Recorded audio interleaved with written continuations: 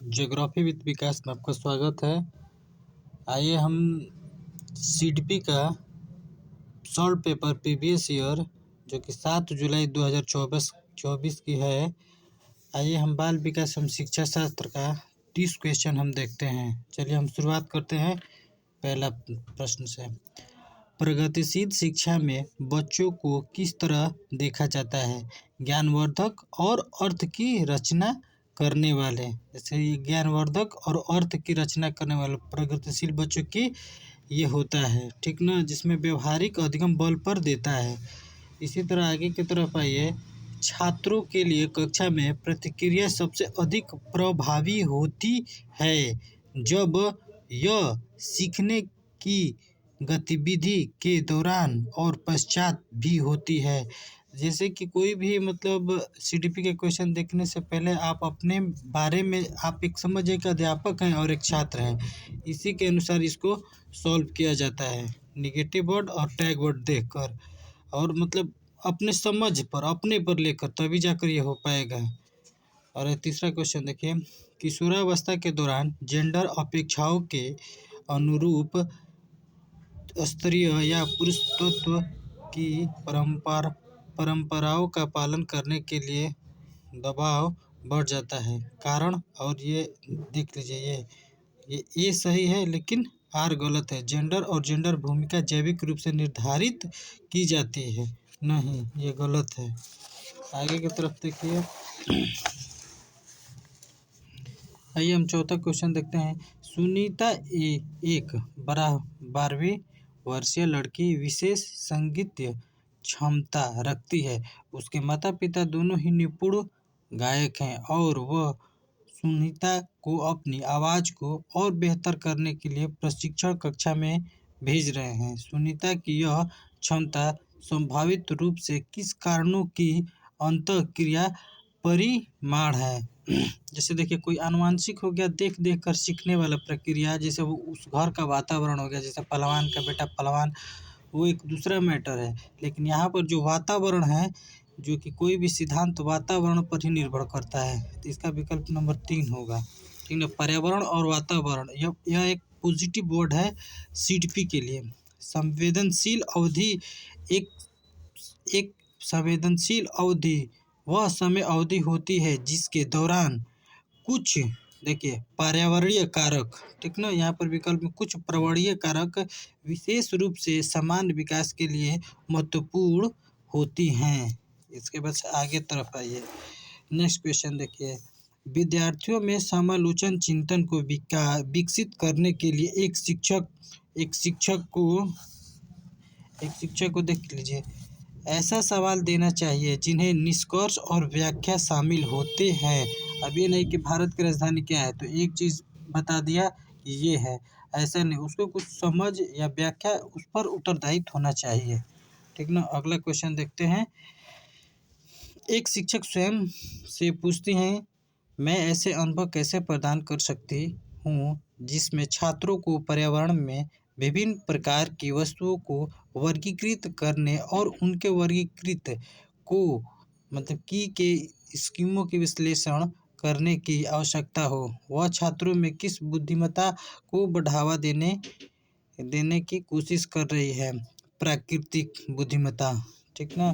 प्राकृतिक बुद्धिमत्ता पर्यावरण वस्तुओं घटनाओं को वर्गीकृत करता है जो श्रेणी क्रमबद्ध में आते हैं, इतना आपको मतलब समझना चाहिए। पर्यावरण, प्राकृतिक, जो भी वातावरण, ये ऐसे चीज़ है जो कि पॉजिटिव चीज़ है, ये सब देख कर ही सीखा जाता है।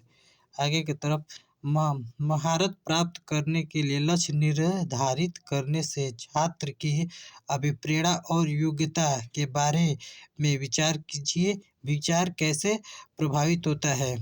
तो इसका विकल्प नंबर 2 होगा। यह प्रायः योग्यता के वृद्धिशील दृष्टिकोण में बढ़ती हुई आंतरिक अभिप्रेरणा और विश्वास को दर्शाता है। मतलब जैसे क्वेश्चन पूछेगा, 2 बार क्वेश्चन पढ़िएगा ना, तो एक बार खुद आप इसको विकल्प देखिएगा, आ जाएगा। सबसे इसमें है टाइम मैनेजमेंट। नौवां क्वेश्चन है ये, देखिए। रामा एक शिक्षिका हैं जो वाइगोत्स्की के सिद्धांत को अपनी कक्षा में लागू कर रही हैं और वह एक चुनौतीपूर्ण कार्य को पूरा करने के लिए अपने छात्रों को समूहों में काम करने के लिए नियुक्ति करते हैं। कार्य के दौरान एक छात्र एक महत्वपूर्ण संकल्पना को समझने के लिए संघर्ष करता है। रामा के लिए इस छात्र की सहायता करने का सबसे प्रभावी तरीका होगा। इसका विकल्प नंबर 4 होगा, छात्रों के साथ समस्या पर काम करें और समूहों के अन्य सदस्यों को शामिल करते हुए आवश्यकता अनुसार मार्गदर्शन और प्रतिपुष्टि प्रदान करें। सीडीपी में सबसे जो बड़ा आंसर रहता है, पहले उसको एक बार देख लीजिए, उसमें टैग वर्ड देख लीजिए, इसके बाद से उसको एक बार पढ़िए, देखिए खुद विकल्प आपको समझ में आ जाएगा। आगे की तरफ देखिए, अभिकथन है ये, शिक्षकों को विद्यार्थी के बीच बहस चर्चा और सहयोग को प्रोत्साहित करना चाहिए। सेकंड आर देखिए, ज्ञान उत्पादन एक निष्क्रिय प्रक्रिया है और वह समूह गतिविधियों में संलग्नता अर्थपूर्ण अधिगम में बाधा डालता है। देखिए ये गलत दिया है और ये सही दिया है, ठीक ना, तो इसको सही, ये सही है और आर गलत है। अब ये 11 नंबर क्वेश्चन देख लीजिए, भावनाओं, व्यक्तित्व और सामाजिक संबंधों में परिवर्तन और स्थिरता किस विकास में शामिल होता है। देखिए मनोसामाजिक विज्ञान देख लीजिए, जो भी होगा समाज से होगा, अपने से होगा, विचार से होगा, भावनात्मक से होगा, पर्यावरण से होगा, वातावरण से होगा, इस तरह के कहीं भी आपको विकल्प देखे तो वो पॉजिटिव देखकर उसको मार दीजिएगा। आगे की तरफ देखिए 12 नंबर, छात्रों में विविध समूहों को पूरा करने के लिए निम्नलिखित में से कौन सा सांस्कृतिक रूप से उत्तरदायी शिक्षण का सही वर्णन करता है। इसका विकल्प नंबर 4 है, देखिए सुविधा चरित्र अनुकूलित, जैसे वातावरण अनुकूलित हो, विभेदित, मानकृत नहीं होगा, ये एक पॉजिटिव वर्ड है, ठीक ना, मानकृत कभी भी नहीं होगा, रटाना, मारना, याद कराना, ये सब कभी भी सीडीपी में चाहे कोई भी में ये नहीं होगा। आइए अब हम 13 नंबर क्वेश्चन देखते हैं, आर और ए और आर, स्कूलों को उस ढांचे के भीतर कार्य करना चाहिए जो उत्पाद और सीखने के परिणाम का आकलन करते हैं, ठीक। और देखिए आर, सीखने पक्के तौर पर अनुक्रमिक और पदानुक्रमिक हैं, कूट है, देखिए अनुक्रमिक और पदानुक्रमित ये गलत है, ठीक ना, तो कभी कथन जो ये है वो सही है, ठीक ना। इसके बाद से देखिए ले वाइगोत्स्की के अनुसार भाषा और विचार के बीच में क्या संबंध है। देखिए भाषा और विचार एक जटिल विनिमय प्रक्रिया है, देखिए नीचे होगा, भाषा और विचार विकास की जटिल विनिमय प्रक्रिया है।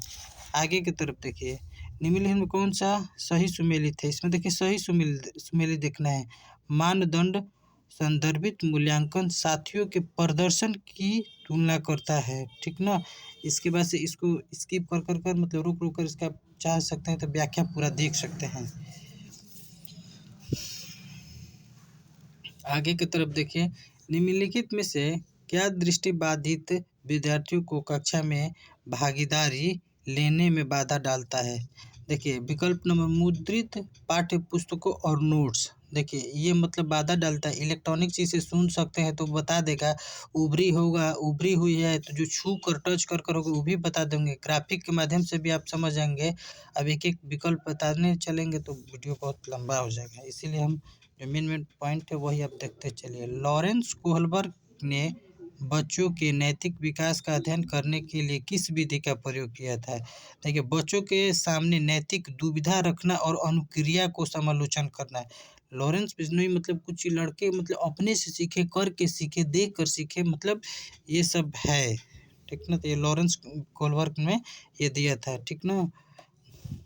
आगे की तरफ देखिए 18 नंबर, एक ही बार आ जाइए, रचना देखिए 18 नंबर, रचनावादी शिक्षक विद्यार्थियों को अधिगम की ओर ले जाता है, ठीक ना। तो इसका आंसर खोज आधारित, जैसे रचना, जैसे कोई भी चीज़ होता है रचनात्मक रहता है, आप खुद जिज्ञासा रहता है तो क्या करते हैं वो खोज के आधारित रहता है।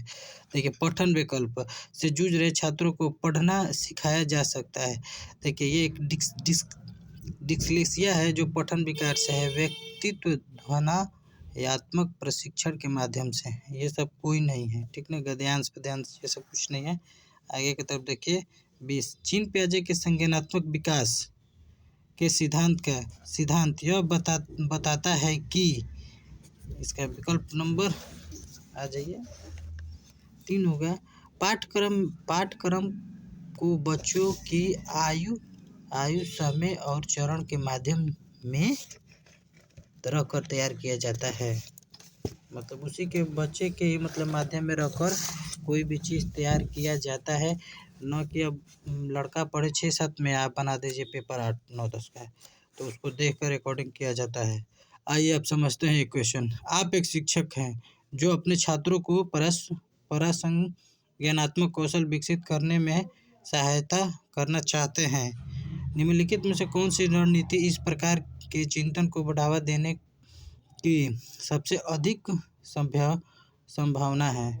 इसका होगा छात्रों को अपने स्वयं सीखने के सोचने के लिए। देखिए बार बार यही क्वेश्चन आ रहा है, स्वयं प्रोत्साहित, ये सब अपने आप पर है, सब निगेटिव देख कर हटा देना है और आगे की तरफ बढ़ना है। ज़्यादा करेंगे तो वीडियो बड़ा हो जाएगा।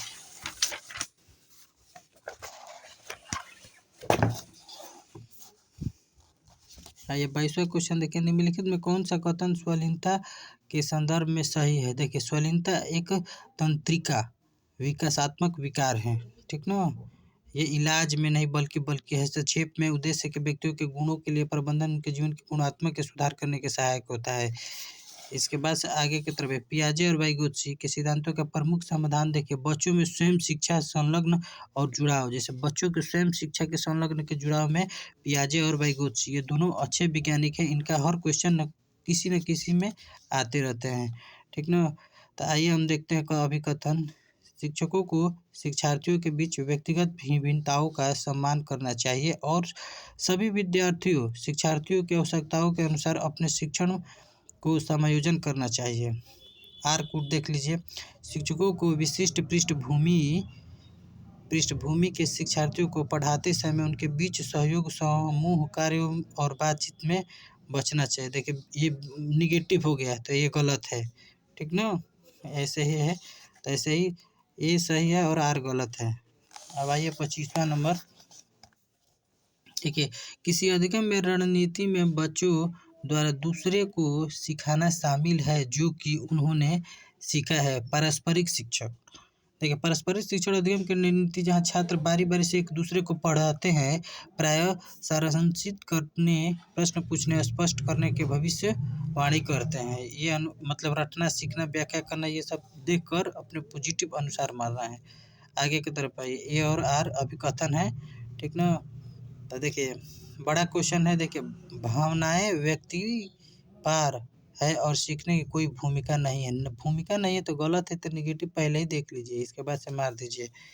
अब आइए, जीन पियाजे के अनुसार बच्चे वयस्कों में किस प्रकार से भिन्न हैं? देखिए बच्चों की सोच वयस्कों से गुणात्मक रूप से भिन्न होती है, ठीक ना। देखिए जीन पियाजे के वास्तविक किया कि बच्चों की संज्ञानात्मक प्रक्रिया वयस्कों के गुणात्मक रूप से विभिन्न होती है, न कि केवल मात्रात्मक रूप से। और न केवल आएगा तो ये भी एक केवल आ जाएगा तो ये भी एक निगेटिव वर्ड है। तो आगे की तरफ चलिए, निम्न में से कौन सा प्रश्न विश्लेषणात्मक चिंतन को बढ़ावा देता है? ठीक ना। देखिए भारत की राजधानी 1 मिनट में कोई बता देगा, भारत में कितने राज्य है कोई भी बता देगा, भारत में कुल जनसंख्या कितनी है ये भी कोई बता देगा, भारत की जनसंख्या वृद्धि में विभिन्न कारण। अब जनसंख्या के बारे में लिखना है तो विश्लेषणात्मक बोला है, तो ये विकल्प नंबर 4 होगा। हम एक अगर आंसर का बताने लगेंगे विकल्प का तो वीडियो लंबा हो जाएगी, इसीलिए आप हम अपने से tag word, positive word, negative word और अपने समझ के ऊपर यह CDP हल किया जाता है। समावेशी कक्षा, तीसरा, समावेशी कक्षा अलग अलग विभिन्नताओं के अनुसार विभेदित निर्देश दिए जाते हैं, ठीक ना। इसके बाद से आ जाइए आप, लास्ट क्वेश्चन अभिकथन का है, ठीक ना। देखिए इसको बढ़िया से पढ़ा जाता है और दोनों सेम रहेगा तो ये और दोनों सही होगा और निगेटिव रहना चाहिए, ना कि उसमें कोई रटा रहा है, पीट रहा है, मार रहा है तो ये गलत हो जाएगा। इसको एक बार पढ़ लिया जाता है। शिक्षकों को बच्चों को प्रयोग के लिए बहुत सारे अवसर देने चाहिए और उदाहरणों और गैर उदाहरणों पर चर्चा करती चाहिए। बच्चों को गलत धारणाओं से निपटने का एक रचनात्मक तरीका विपरीत उदाहरण प्रदान करता है। ये बात दोनों सही है, ठीक ना। तो ये आर और ए और आर दोनों सही है, आर ए की सही व्याख्या करता है। तो इसी तरह यहाँ पर CDP का 30 क्वेश्चन खत्म। अब अगले नेक्स्ट वीडियो में।